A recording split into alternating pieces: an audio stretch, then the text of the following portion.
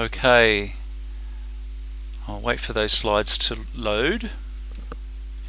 Now I'm going to skip through these slides more quickly than I anticipated, but that's fine. This is just a little bit about me. I'm a former high school teacher, and now I do a lot more related to e-learning and video production. But I also have students that I teach video production as well as imaging, and we use Photoshop, Illustrator, that sort of software. Now I've just put in the chat, I'm not sure if people I was interested to know what students you have, because my students are adult learners. They're in their late teens or early 20s. So I'll just go through. Oh, hang on, I'll use these little arrows. That might be an idea. I won't go into any detail. This is the creative process. If I'm building and developing a resource, I follow these steps. This illustration was actually done in Illustrator, but we're going to focus more on Photoshop. I might skip through some of these as well. This is just a little bit of background. I guess an important aspect is this idea of lifelong learning. I'm still learning things today. Actually, I had a little reflection before, and I'd started using Photoshop about 25 years ago, which is a little while. So Suzanne says, I'm not teaching. Okay, but you're interested in using Photoshop, I should imagine. So these are to my two sets of students. I tend to have lessons that are very student-centered, whereas the group on the left, they're a lot more self-directed. They're film students, and the students on the right are education students, so they're going to go on and become teachers, and so their needs or how they use the software is very different. What I tend to do with my student-centered approach is we look at a little bit of theory and then we look at the practical, and what that means is they are clicking and using software, very hands-on. With our theory, we tend to look at design history, and so here's a few slides from the history of design. We won't go into the detail. I've got a couple of these actually. Just some of these are from the 20th century. Here are some others from the 20th century. Now, and you can see there's a picture of a chair, and then that reflects an album cover, a CD cover. So the reason that I do this with my students is that I don't throw them in and start using the software straight away. I like to, and here's another one where it's an old poster and an album cover. So on this slide, and I mean you can see down the bottom, no software. So that's for the very first lesson, because I like to look at the design elements, such as the genre, target audience, the themes, metaphors, symbolism, color, mood and tone, and then what sort of text we might use. And then there's 3 activities that I work through with the class, where they just look at a poem or a short story or another piece of writing, and then they come up with some sort of creative visual treatment, and then they talk it through with the class. And so I find that this, as a precursor, gets them primed to using Photoshop. So the very next lesson, we look through the array of tools that Photoshop has, and there are a lot of them, and I point out that I don't use all of them, and they won't use all of them either, but there are some that are very popular. The rectangular marquee tool, for example, is very popular. The lasso tool, that's very popular. And so, but I show them this systematically, almost to just go through, so that they don't they're kind of like just to give them an overview, I suppose. And then this is an activity that I like to use very early on, that helps them to practice using tools like the move tool, the hand, and various selection tools, the magic wand tool, quick selection tool, the zooming in and out. So essentially what they're doing here, they have three little plastic soldiers, a photograph significantly on a white background, and then you can see in between, near the base, in between their legs is a little piece of white, a little triangle. And so they have to select those objects, cut them out, and put them onto the background, which is a scene from the film Toy Story. And so I give them a little bit of advice and support, and then I certainly talk through the different tools, but I like to leave them with this task and then go around and see how they're going with it. So we look at say the magic wand tool, we look at the concept of tolerance, or how sensitive it is. And so because we've got a pure white background, that's not going to be so significant, but then we zoom in and we look at the little jaggies that might come with that sort of territory. And so I find that the students respond really well and immediately to this. And then we get on to more complex tasks. This one is deliberately, I put text over a photograph, and then I render it all down, and then I just set the task to the students. This is that top image on the left. We have to repair that image. There's no possibility of getting any other file.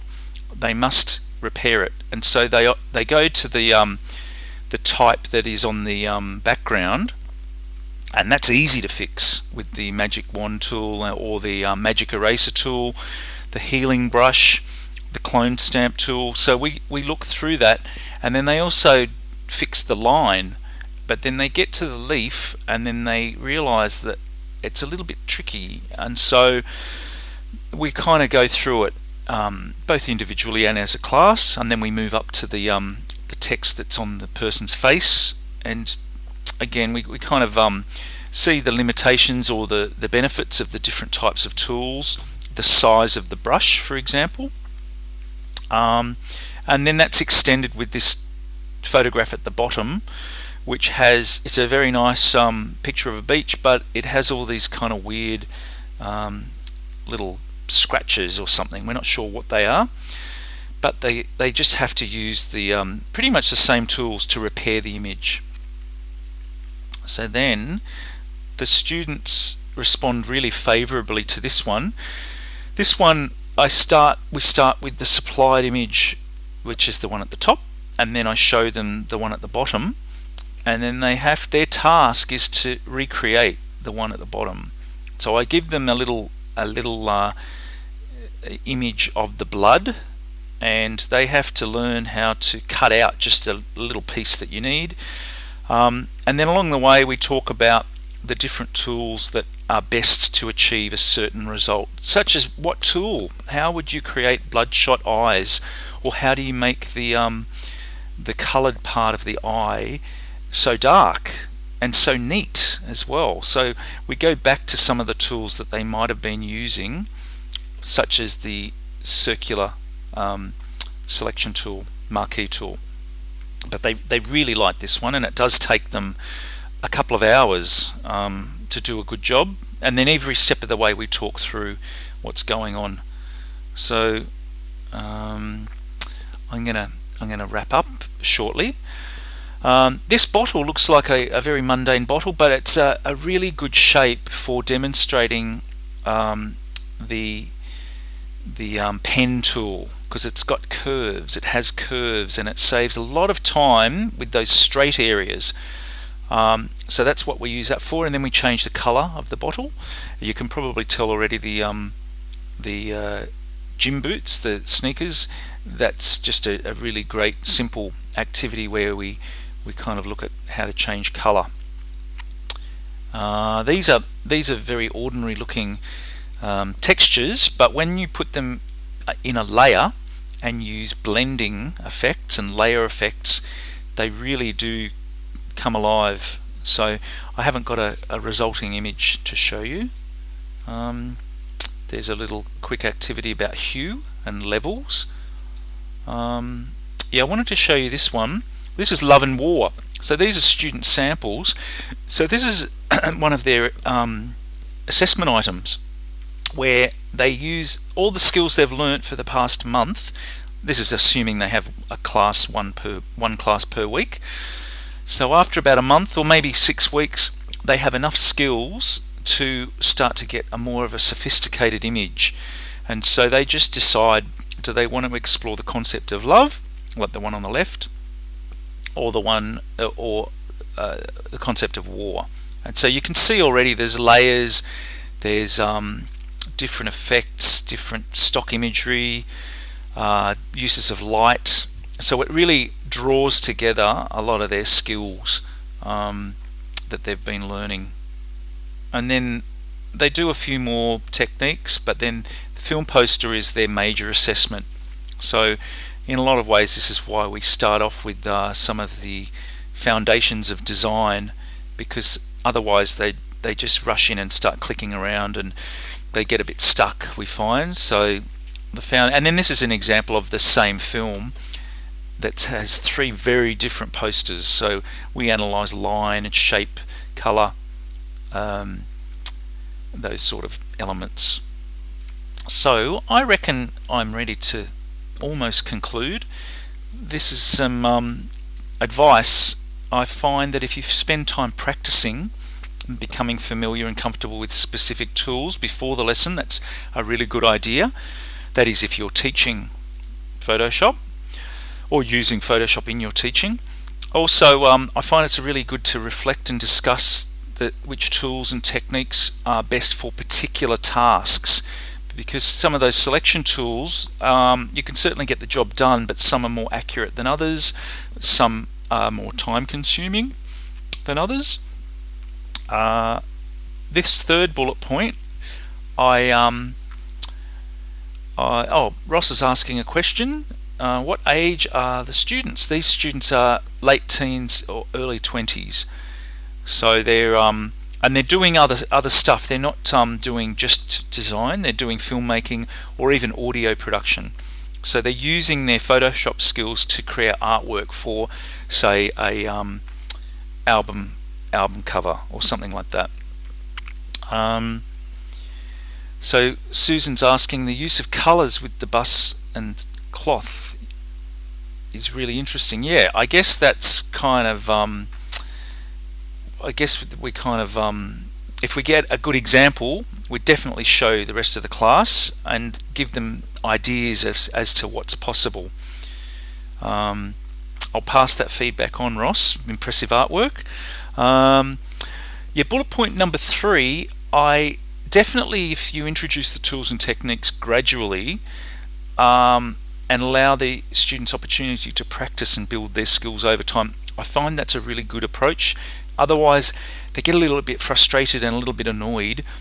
Of course, not the able students. If they're really able, then they just get on with it. Whereas most students, they need that time to practice, and they don't like being introduced to too many techniques if they don't have enough time to kind of become familiar and practice.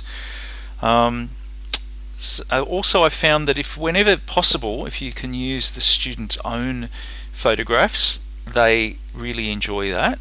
Or if that's not possible, at least get them to download their own images from a search online or something like that, and work on those. And then finally, I sort of touched on this already. If you have students that are doing something that is really impressive, if you just show that to the rest of the class and get the student to demonstrate that technique, that can be a really good approach, because it shows the other students who are struggling that maybe it's not so difficult if this student was just introduced to it, and it just takes a little bit of practice. So it can take the edge off a student that may be psychologically impaired by the idea that it's all too difficult or there's too much to learn type thing. They do have time to practice outside of class, but we definitely get them to kind of, we make sure that they've mastered at least a fundamental skill before moving on. But yeah, they've got plenty of time to practice. So we find that we do to get a lot of really good work from them. But if you got them to do something in week 1 or week 2, they wouldn't be able to produce it. So they teach a lot of these skills in high school, or they have a chance to develop a lot of these skills in high school, and so a lot of them do come with they're really capable. And so obviously I'm not going to show you a less capable student's artwork. I wanted to show you something that was nice. So, but yeah, these are kind of more able students. But it is satisfying to see them develop their ideas little by little, week after week, and then we give them feedback, and they might incorporate that feedback. So it's not like they just go away, produce their assessment, and hand it in. There is that level of support. So maybe all these factors come into play. I might just go back to this one of these early slides. Oh, there's Stella. Many skills involved allowing students voice, scaffolding, and artistic talents. That's right. That scaffolding is really important, I find, and the student voice as well. So I guess this is a summary. I skipped over some of these earlier about a student-centered approach. It needs to be fun. That kind of sometimes you skip that and you get into very serious Photoshop work, and it's all a little bit too kind of revolving around the software. Whereas if it's loosened up a bit, I find it's really it makes it a more fun experience. Also, if it's relevant, like I don't impose apart from the topic of war and peace, or love and war, or something like that, I don't impose kind of what images to use as such. So they really like to link it to their own experience, and they like to be challenged as well. They want something, like they'll bring something that they've seen, and they say, well, how do I do this? And then we just deconstruct that step by step by step. And then I guess back to this non-software stage. Where is it? I've lost it. Maybe I might have skipped over it. I think I lost it. Doesn't matter. Maybe here. So this is kind of something, when we revisit this right in the very last week, they kind of laugh because they've kind of realised, they've had this whole journey that is so immersed in software, yet that journey began with no software, which is, I kind of think it's a nice interplay. Thank you, Suzanne. Very good and clear guidelines. Fabulous. Thank you. Yeah. Thank you. I hope it was useful. Yep. Yeah, very, very useful and very clear. Thank you, Mark. Okay, thank you. Well, have a good rest of your session.